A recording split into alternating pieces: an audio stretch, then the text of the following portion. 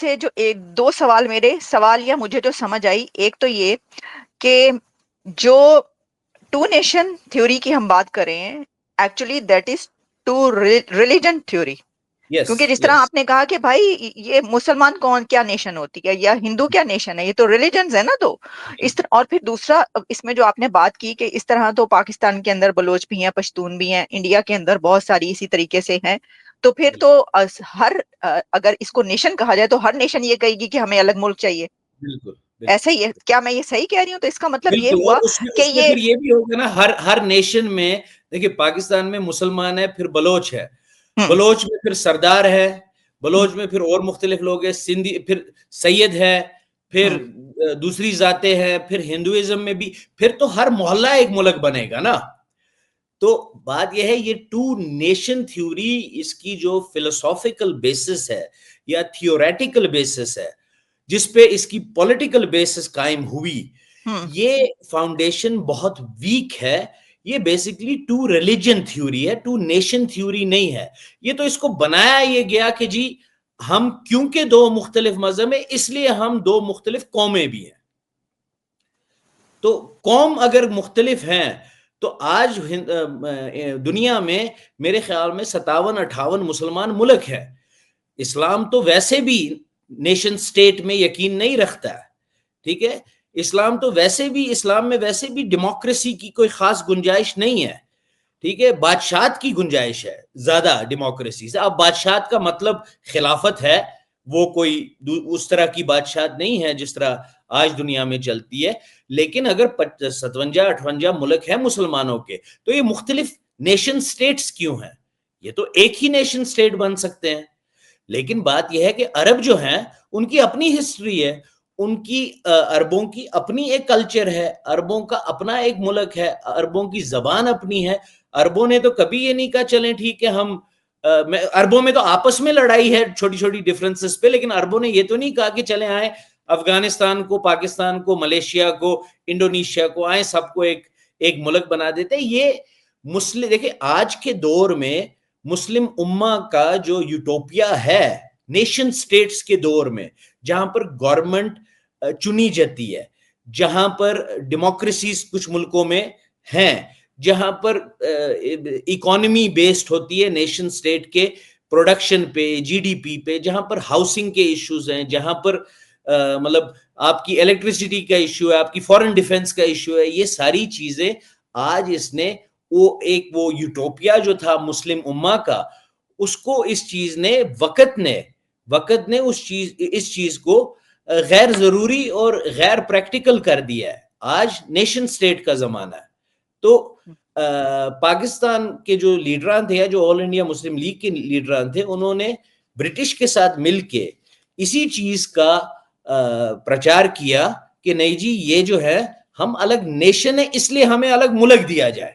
دیکھیں اگر وہ یہ کہے ہم الگ مذہب ہیں، اس بیسس پہ تو کتنے مسلمان انڈیا میں رہتے ہیں.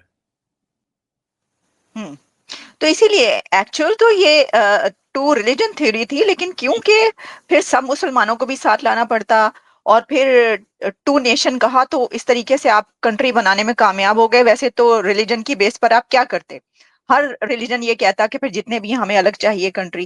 تو کیا آپ یہ بتائیے کہ جو ابوالکلام آزاد نے جو بات کہی تھی وہ اتنی زیادہ سبھی کو پتا ہے، آپ کو بھی پتا ہے پاکستان کے بارے میں، اور ویسے بھی بڑی جو ہے وہ کیسے ان کو پتا چل گیا تھا؟ انہوں نے کہا جی یہ حالات ہوں گے، اکانومی کے جو حالات ہیں، جو سچویشن ہے، تو بس کیسے کچھ لوگ دیکھیں، میں تو آج یہ بھی کہتا ہوں کہ مطلب ایک زمانہ آئے گا دنیا میں، آج بھی ہے شاید، کہ لوگ یہ یقین کرنے سے انکار کر دیں گے کہ گاندھی جیسا ایک کوئی انسان جو ہے، آئنسٹائن نے میرے خیال میں کہا تھا کہ future generations will find it hard to believe that someone like Gandhi walked this earth in flesh and blood.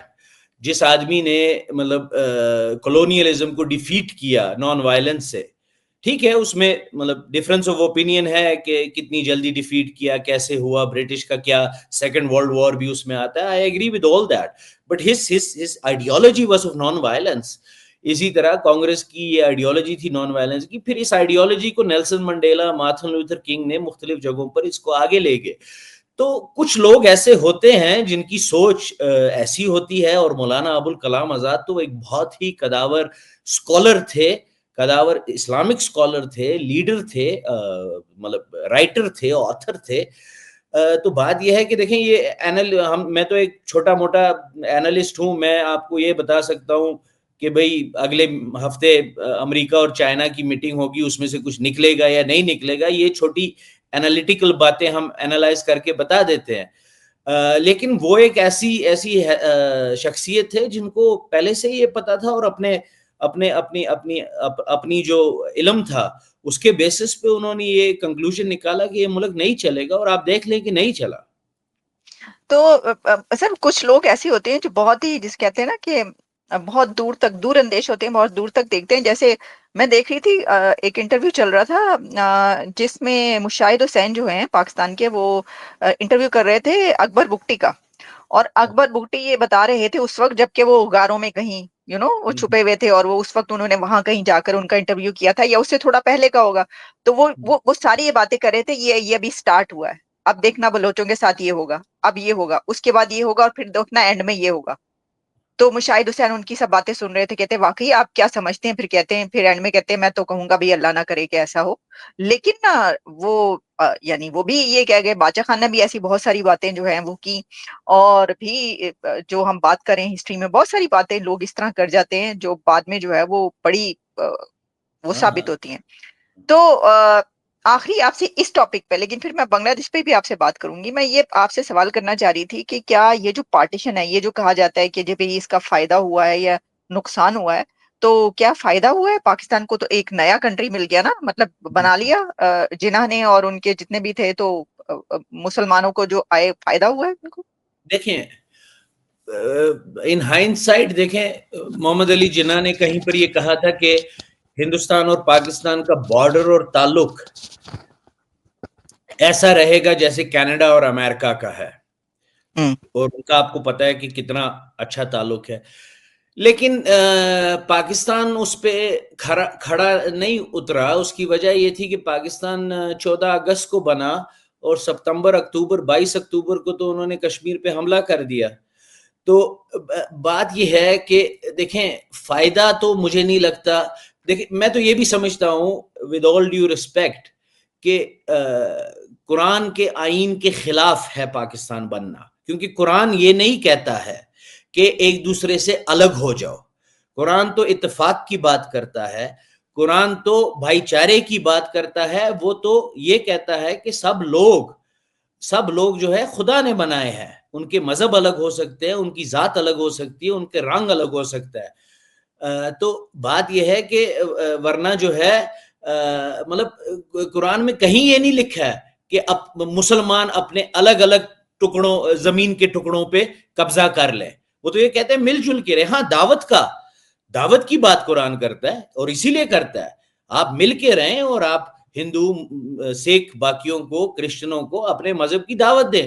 اس کے بعد اگر وہ آپ کے ساتھ نہیں رہنا چاہتے تو قرآن کہتا ہے لکم دینکم ولی دین, میرا مذہب میرے لیے, تمہارا مذہب تمہارے لیے. یہ فیصلہ کرنا, آخری یہ فیصلہ کرنا کہ کون مومن ہے اور کون کافر ہے, یہ خدا کا فیصلہ ہے. آخر میں یہ فیصلہ کرنا کہ کون جہنم میں جائے گا کون جنت میں جائے گا, یہ تو خدا کا فیصلہ ہے. یہ محمد علی جناح یا اقبال فیصلہ نہیں کر سکتے ہیں نا.